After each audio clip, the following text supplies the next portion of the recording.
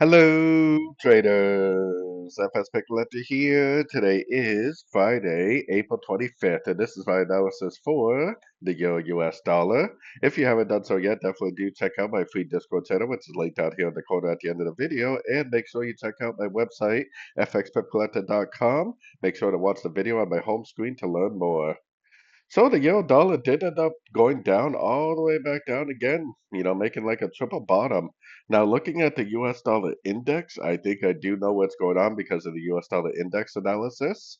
I think what's going on here is this is like a wave A. This is going to end up being like a little regular flat right here.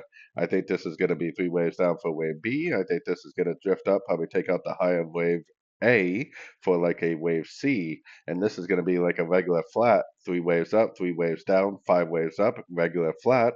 Then I think we're going to end up going down because I do think that the higher time frames are due for a bigger correction.